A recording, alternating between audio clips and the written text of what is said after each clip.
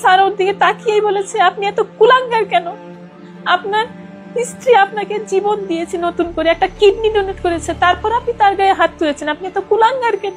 আমার হাজবেন্ডকে স্যার সামনে বসিয়ে বললো, তোমাকে যদি প্রথম জন্ম তোমরা মা দিয়ে থাকে, তাহলে তোমাকে দ্বিতীয় জন্মই টুনি দিয়েছে। টুনির সাথে কখনো খারাপ ব্যবহার করো না। ও শ্যামলীতে আসতো মেডিসিন কিনতে, এসে ওই মহিলার সাথে আগে থাকতো, দেখা করতো, খাওয়া দাওয়া করতো, সময় কাটাতো, তারপরে ও মেডিসিন নিয়ে বাসায় যেত। আমার হাজবেন্ডকে না আমি আসলে আমার নিঃশ্বাস ভাবতাম, জানেন, নিঃশ্বাস ভেবে আমার মোবাইলে ওর নামটা না তারেক অক্সিজেন আমার এই নামে সেভ করা। এই দুনিয়াতে নিজেকে সবার আগে ভালোবাসতে হয়, তারপরে অন্য কাউকে। ভালোবেসে স্বামীর প্রাণ বাঁচাতে কিডনি দিয়েছিলেন উম্মে শাহিদিনা টুনি। প্রতারক তারেক স্ত্রীর কিডনি নিয়ে সুস্থ হয়েই নিজের খোলস পাল্টে ফেলেন। পরকীয়ায় জড়িয়ে পড়েন এক ডিভোর্সি নারীর সঙ্গে। এক পর্যায়ে যেই নারীর কারণে জীবন ফিরে পেলেন, তাকেই নির্যাতন করতে শুরু করলেন। তারেকের অমানবিক নির্যাতন সইতে না পেরে গত 22 এপ্রিল ঢাকার জুডিশিয়াল ম্যাজিস্ট্রেট আদালতে নারী নির্যাতনের মামলা দায়ের করেন টুনি। 24 এপ্রিল সেই মামলায় গ্রেপ্তার হন তারেক। এরপর গত 4 জুন জামিনে মুক্ত হয়েই পরকীয়া প্রেমিকার সঙ্গে উঠেছেন তিনি। এদিকে নিজের কিডনি, স্বামী দুটো হারিয়েই মানসিকভাবে ভেঙে পড়েছেন টুনি। তিনি চান না তার মতো পরিণতি হোক আর কোনো নারীর। 1 বছর 2 বছর যখন হয় আমার বিয়ের বয়স, তখন হঠাৎ করে ও অসুস্থ হয়ে পড়ে।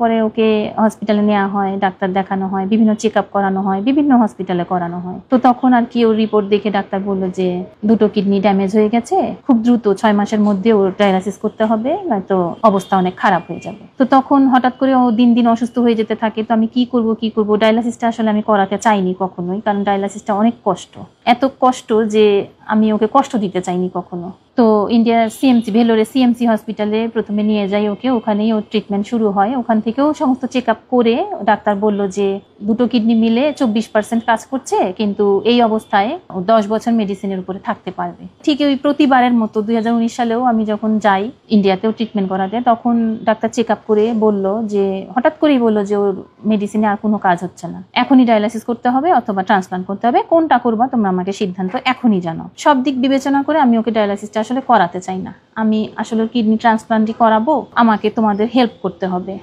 যেভাবে পারো তোমরা আমাকে টাকা পয়সা দিয়ে হেল্প করো। তখনও ওর ওই আত্মীয় স্বজনের ভিতরে ওর বোন ছিল, ওর দুলাভাই ছিল, ওর মা ছিল, ওর ছোট ভাই ছিল। ওরা সবাই একটাই কথা বললো যে আমরা শুধু শুনতে পারবো, আমরা কোনো কিছু দিয়েই হেল্প করতে পারবো না। আমাকে ডিটেলসেই বললো যে আমরা কোনো সময় দিয়েও হেল্প করতে পারবো না, টাকা পয়সা দিয়েও হেল্প করতে পারবো না, কিডনি তো অসম্ভব, সেটা তো আরো পারবো না।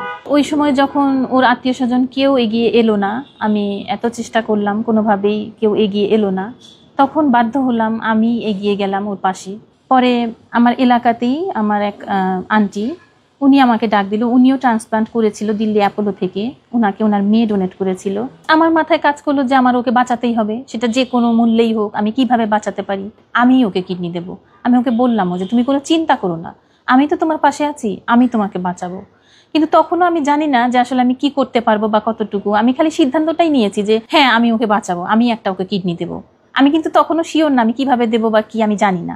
26শে অক্টোবরে আমাদের ডেটটা হয়, কিডনি ট্রান্সপ্লান্ট হবে। এবং তার আগে অবশ্য পুরো 1 থেকে 1.5 মাস জুড়ে আমার মাথা থেকে পা পর্যন্ত সমস্ত চেক আপ করানো হয় যে আমি সব দিক থেকে ফিট কিনা ওকে দেওয়ার জন্য। প্রত্যেকটা টেস্টে অবশ্য অনেক কষ্টদায়ক, প্রত্যেকটা টেস্টেই 2-3টে করে ক্যানেলা পরায়, তারপর যখন মেশিনের ভিতরে বডিটা নেয়, ইনজেকশন পুশ করে, অনেক জ্বালা করে। তারপরও আমি কষ্টটাকে কষ্ট মনে করিনি।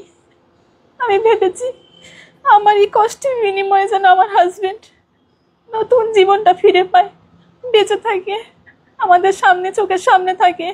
আমার ছেলেটা যাতে বাবা বলে ডাকতে পারে, আমার ছেলেটা যাতে বাবার নামের আগে মৃত শব্দটা লিখতে না হয়।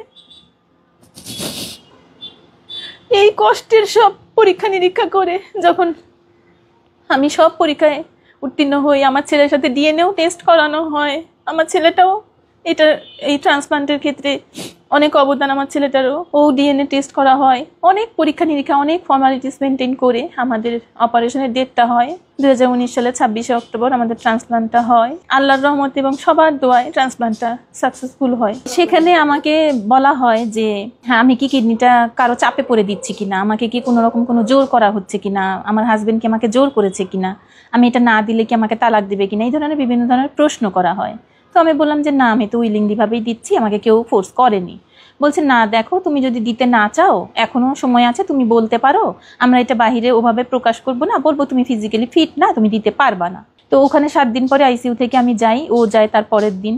ঠিক তার পরের দিনই গিয়েই সন্ধ্যার দিকে সে আমার সাথে হঠাৎ করে একটা খারাপ ব্যবহার করে ওঠে। এমন ব্যবহার করে, সে এত অসুস্থ, তার এদিক দিয়ে পাইপ, হাতে ক্যানেলা, পেটের এইখানে পাইপ, ব্যাগ সেট করা, এত অসুস্থ অবস্থায়ও সে আমার সাথে এমনভাবে তেড়ে ওঠে, চোখগুলো বড় বড় করে অনেক খারাপ ব্যবহার করে ওঠে। আমি বলছি তুমি এমন করছো কেন?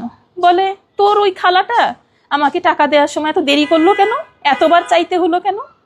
আমি এই কথাটা এখন ফোন করে তাকে জিজ্ঞেস করব। অনেক কষ্টে তাকে আমি থামাই। আমার হাজব্যান্ডের ব্যবহারে অনেক ভয় লেগেছে, ও আমার সাথে একটু খারাপ ব্যবহার করে উঠেছে। তো স্যার বলছে কেন, তোমার কেমন লেগেছে? তো আমি বললাম স্যার আমার না ওকে ভূতের মতো লেগেছে। স্যার বলল তারেক তুমি সামনে আসো। আমার হাজব্যান্ডকে স্যার সামনে বসিয়ে বলল তোমাকে যদি প্রথম জন্ম তোমার মা দিয়ে থাকে, তাহলে তোমাকে দ্বিতীয় জন্মই টুনি দিয়েছে, টুনির সাথে কখনো খারাপ ব্যবহার করো না। তখনও আর কোনো কথাই বলেনি। তারপরে ট্রান্সপ্লান্টের পরে যখন আমরা বাংলাদেশে আসলাম, আসার পরে আস্তে আস্তে দেখি যে ও খুব মোবাইলে আসক্ত হয়ে পড়ে। খুব প্রত্যেকটা দিন, সারাটা দিনরাত 24 ঘন্টায় ওর মোবাইলটা হাতে থাকে, সারাক্ষণ মোবাইল দেখা। মোবাইলে এত কি যে দেখে, এত তো আর আমি দেখতে পারি না। একটা পর্যায়ে গিয়ে আমাকে বলে যে আমাকে কিছু টাকা এনে দাও। তো আমি বলি তুমি টাকা দিয়ে কি করবা? বলে হ্যাঁ আমার টাকা লাগবে। তো একদিন আমার ছেলে আমাকে বললো মা, বাবা না আমাকে জিজ্ঞেস করছিল মোবাইলটা দেখিয়ে যে বাবা দেখো তো আমি কত টাকা পেয়েছি এই গেমটা খেলে। তো আমি তখন বুঝতে পারিনি যে ব্যাপারটা। আমি যে বিউটি পার্লারে কাজ করে, তারপরে যে বুটিক্সের কাজ করে, আমার আত্মীয় স্বজন থেকে ধার চেয়ে নিয়ে বিভিন্নভাবে আমি এই টাকাটাকে মাসে মাসে পরিশোধ করতে হয়েছে আমার। তো এইভাবে আবারও দেখি যে আবার কিছুদিন পর আবার টাকা চাচ্ছে, আবার বলে 5 লাখ টাকা এনে দে, আমাকে 5 লাখ টাকা দিতেই হবে। আচ্ছা আমি বলি আমি কিভাবে এনে দেবো? এই যে কিছুদিন আগে তোমাকে দিলাম সমিতি থেকে, এগুলো তো পরিশোধ করতে হয়, খালি আনলেই তো হয় না। যখনই আমি বললাম যে আমি কিভাবে এনে দেবো, কোত্থেকে এনে দেবো, এলো পাথারি মাইট শুরু হলো। তার মাইটটাই শুরু হয় টার্গেট একদম কানের কাছ থেকে, আর তার পা চলে, খুব লাথি মারে আমাকে, একেবারে সার্জারির জায়গায় লাথি মারে। মানে এই মায়ের গুলো আসলে আমি নিতে পারি না, এমন ভাবে শুরু হয়। তারপরও লাস্ট তার যে কথা যে আমাকে লাস্টে যেটা বললো যে আমাকে 10 লাখ টাকা এনে দিতে হবে। 10 লাখ টাকা তোমাকে আমি কোথা থেকে এনে দেবো, আর কেনই বা এনে দেবো? তখন সে ডাইরেক্টই বললো যে তোর মা বোনের এত আছে, আমাকে দেবে না কেন, দিলেই তো হয়। এইভাবে সে আমাকে বলতে লাগলো। তো তার পরবর্তীতে আবারও মারধর শুরু করলো। টাকা যখন আমি দিতে অস্বীকার করছি, তখন সে আমাকে আবার মারধর শুরু করলো। তার ভয়ঙ্কর রূপটা দেখে আমি আসলে আমার মনকে কিছুতেই মানাতে পারলাম না যে আমি কার জন্য কি করেছি। লাস্টে যে ফেব্রুয়ারি 1 তারিখে ও মাইটটা দেয় সন্ধ্যার সময়, তখন আসলে আমি ওই মাইটগুলো নিতে পারি না। আমি তো আসলে ট্রান্সপ্লান্টের পরে শারীরিকভাবে অনেক অসুস্থ থাকি, আমার প্রেশার অনেক হাই থাকে, অলওয়েজ হাই থাকে, প্রচন্ড মাথা ব্যথা থাকে। তো যখন আমাকে মারধর করলো, আমি আসলে ওগুলো নিতে পারিনি, খুব কষ্ট পেয়েছি। পরের দিন 2 তারিখে আমি বাধ্য হয়ে আমি থানায় গিয়ে ওর নামে অভিযোগ করি। অভিযোগটা করার পরে ও এটা জানতে পারার পর আমি অবশ্য আমার ছেলেটাকে নিয়ে পাশে আমার খালার বাসায় চলে গেছিলাম। ও ওখানে যায়, আমাকে ফোন করে, ওখানে যায়, গিয়ে আমাকে অনেকভাবে ইমোশনাল ব্ল্যাকমেল করে, বলে অনেক কান্নাকাটি করে, আর বলে যে আমি ভুল করেছি, তোমার গায়ে হাত তুলে আমার এটা করা উচিত হয়নি, আমি আর এখন কখনো এরকম করব না, তুমি অভিযোগটা তুলে ফেলো। তো আমি বরাবরের মতন না এবারও ভুলে গিয়ে আমি ওকে ছেলেকে সাথে করে নিয়ে থানায় গিয়ে পরের দিন, একদিন পরেই আর কি, আমি অভিযোগটা উঠিয়ে ফেলি। যখন আমি স্যারকে বললাম যে স্যার আমি ওর নামে একটা অভিযোগ করেছিলাম, কিন্তু আরেকটা সুযোগ চাচ্ছে, আমি ওকে স্যার আরেকটা সুযোগ দিতে চাই, স্যার আমি এটা তুলে ফেলতে চাই। তখন আমার হাজবেন্ড আমার পাশেই ছিল। স্যার ওর দিকে তাকিয়েই বলেছে আপনি এত কুলাঙ্গার কেন? আপনার স্ত্রী আপনাকে জীবন দিয়েছে, নতুন করে একটা কিডনি ডোনেট করেছে, তারপর আপনি তার গায়ে হাত তুলেছেন, আপনি এত কুলাঙ্গার কেন? তো ভেবেছিলাম হয়তো শুধরে গেছে বা শুধরে যাবে, এটা ভেবে ওখানে ও মুচলেখা দিয়ে তারপর আমি ওইটা উঠিয়ে ফেলি অভিযোগটা। তারপরে বাসায় আসি। আমরা বাসায় আসার পরের দিন ঠিক একটা দিনও ভালো ছিল।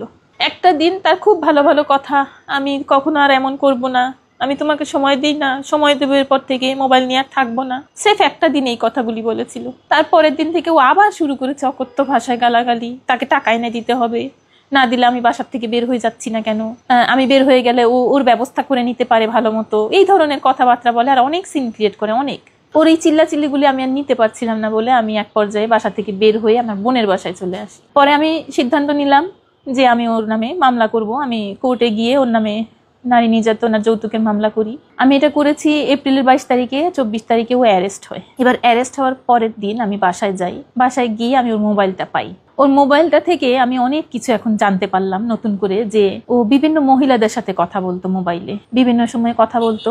আমি যখন এগুলো জানতে পারলাম তখন আমার ছেলেও এগুলো জেনে আমাকে বলছে, মা বাবা তো একদিন একটা মেয়ের সাথে কথা বলেছিল, তার নাম রেহানা পারভিন, আমাকে দিয়ে সেটা ডিলিটও করিয়েছিল। তো তারপরে এভাবে দেখতে দেখতে আমি দেখলাম যে ও তাহমিনা আক্তার মেরি নামে এক মহিলার সাথে অনেক বেশি কথা বলছে, একটা সম্পর্ক হয়েছে ওর। এটা হ্যাঁ এটা আমি জানতে পারলাম তখন ওর মোবাইল থেকে। আস্তে আস্তে জানতে পারি যে প্রায় 3-4 বছর ধরে মহিলাটার সাথে নতুন করে আবার এই সম্পর্কটা তাহমিনা আক্তার মেরি নামের মেয়েটার সাথে পরকীয়ায় জড়িত।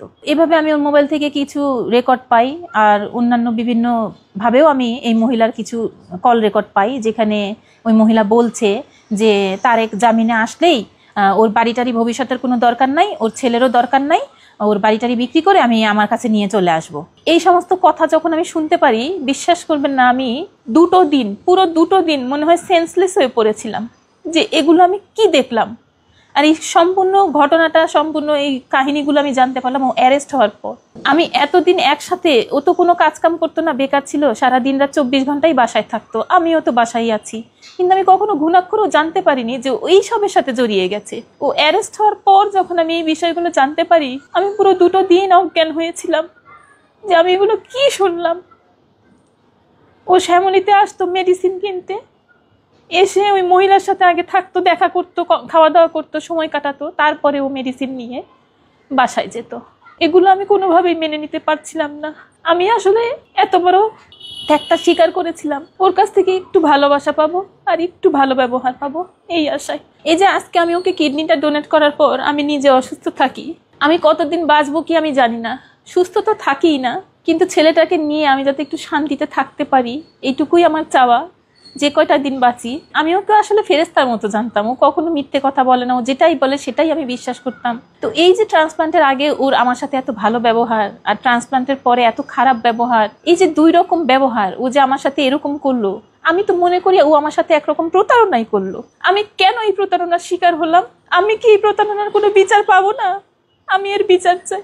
আমি যে এত বছর ওর সংসার চালালাম, ওর চিকিৎসার খরচ চালালাম, এত কষ্ট করলাম, আত্মীয় স্বজনের থেকে হেল্প নিলাম, বিউটি পার্লারের কাজ করলাম, বুটিক্সের কাজ করলাম, এত কষ্ট করে আমি সবকিছু চালালাম এত বছর। আমার সংসারটা 19 বছর, এই 14 ফেব্রুয়ারিতে 19 বছর শেষ, 20 বছরে পড়েছে। আমি তার বিনিময়ে কি পেলাম? সেই ভালো ব্যবহারটুকুও তো পেলাম না। এই অপরাধীর যেন দৃষ্টান্তমূলক শাস্তি হয়। আমাকে দেখে যেন 10টা মেয়ে শেখে যে না, এই দুনিয়াতে নিজেকে সবার আগে ভালোবাসতে হয়, তারপরে অন্য কাউকে। আমি সেটা করিনি। আমার হাজবেন্ডকে না আমি আসলে আমার নিঃশ্বাস ভাবতাম, জানেন, নিঃশ্বাস ভেবে আমার মোবাইলে ওর নামটা না তারেক অক্সিজেন আমার এই নামে সেভ করা। তার বিনিময়ে আমি যেটা পেয়েছি, আমি এটার বিচার চাই। প্লিজ আপনারা আমাকে একটু হেল্প করেন। আমি সবার কাছে একটু হেল্প চাই, সরকারের কাছে হেল্প চাই, প্রশাসনের।